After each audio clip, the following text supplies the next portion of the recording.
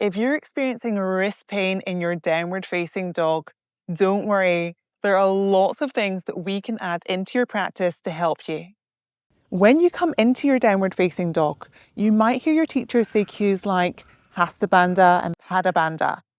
For the purposes of this clip, Hasta Bandha we're going to refer to as grounding with the hands and Pada Bandha as grounding with the feet. That's the points of contact. When you're in your downward facing dog, it's really important to spread the fingers wide. This helps to distribute the weight over the wrists. Often you'll hear cues of middle fingers facing forwards. I like to cue with index fingers or middle fingers facing forwards. For those of you who are tight in your shoulders, having your pointing finger facing forwards creates external rotation in your bicep, softening through the shoulders. Here, I'll show you. Tuck the toes, spread the fingers wide, and instantly already I'm creating space in the shoulders. This is what it looks like with middle fingers facing forwards. There's a hunching, it's tighter, and I can really feel a pinching in the back of my scapula. It doesn't mean that this cue is wrong, it just means that you have to listen to your body. We're all different, so if you're tight in the shoulders, try your pointing fingers facing forwards, and this will help to create some space in the shoulders and to take some weight off of the wrists. When you come into your downward facing dog, it can be super tempting to place your hand flat on the earth. I mean flat, so you can fit nothing underneath it. The problem is that creates a lot of pressure on the wrists.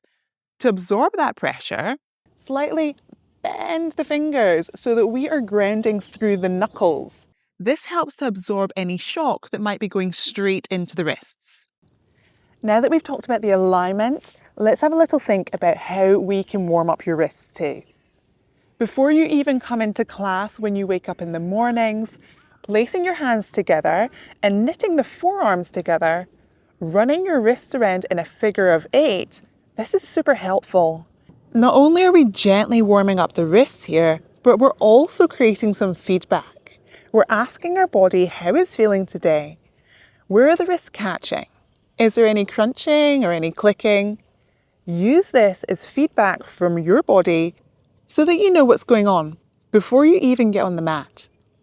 You can go for anywhere between 30 seconds to 2 minutes doing this, depending on what your body needs on the day.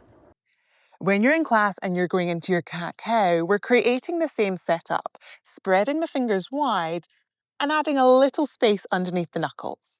Traditional cat-cow is wonderful. It's a brilliant way for warming up your spine and understanding what's going on in the vertebrae of the discs.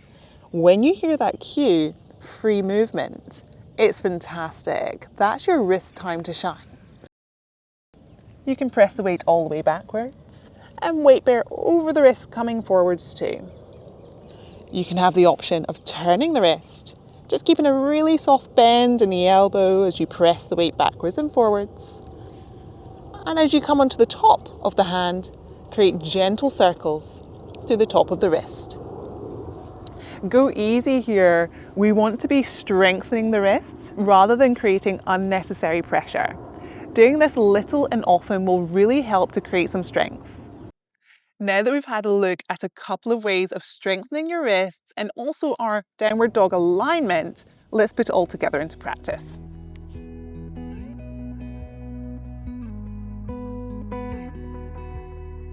So you can inhale breath, coming to the back of your mat. And exhale here.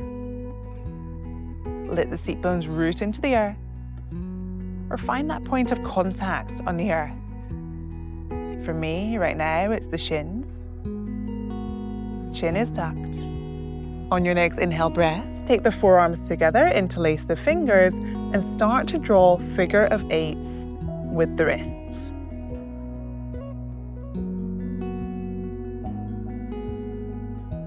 How are the wrists feeling here?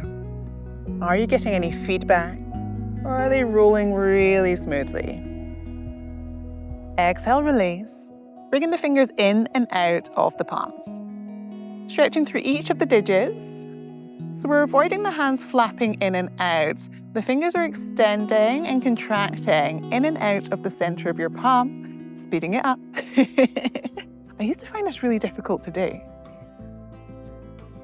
I think it looks easier than it is. Let me know in the comments. Shake it off. Get that somatic movement going. Bring the hands on the earth, shoulders over the wrists, knees underneath the hips. Take an inhale breath, starting to come into your traditional couch.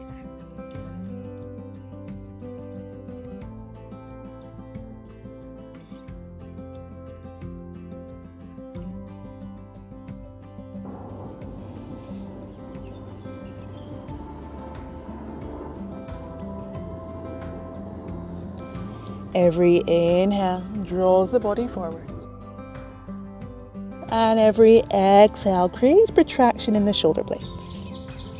Yogi's choice. You can continue inhaling and exhaling through the frontal plane, or you can add some free movement. Spoiler alert, this is your chance to warm up your wrists. Perhaps drawing the weight all the way back and all the way forward, weight bearing over the wrists.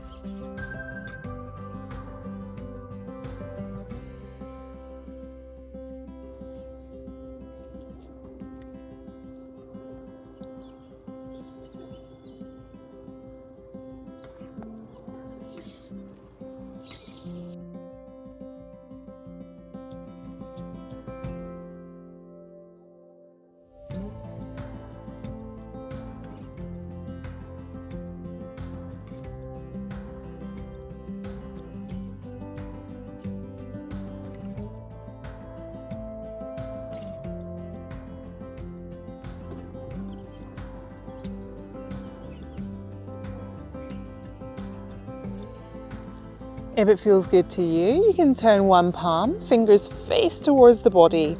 Keep a soft bend in the elbows. A lot of us that are attracted to yoga have the ability to hyperextend, which looks like this. We want to avoid doing that so that we can protect the joints. Good. Exhale, bring that hand back to the front, turning the left palm, fingers towards the body.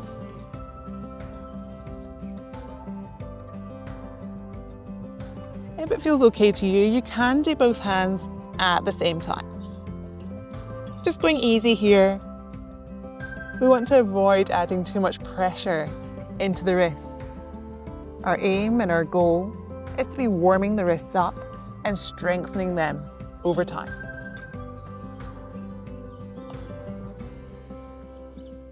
You can bring weight onto the top of the hand. Gently rolling through the wrist, keeping your movements small and gentle.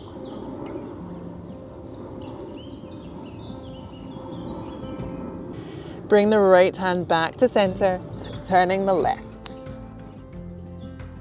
Got a little click there.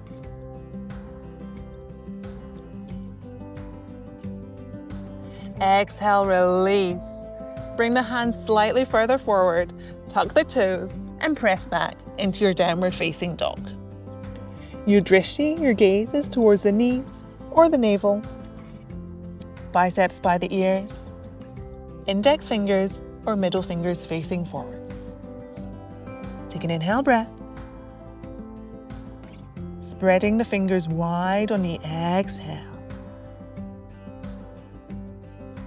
One more inhale here. And as you exhale, gaze forwards between the wrists towards the thumbs.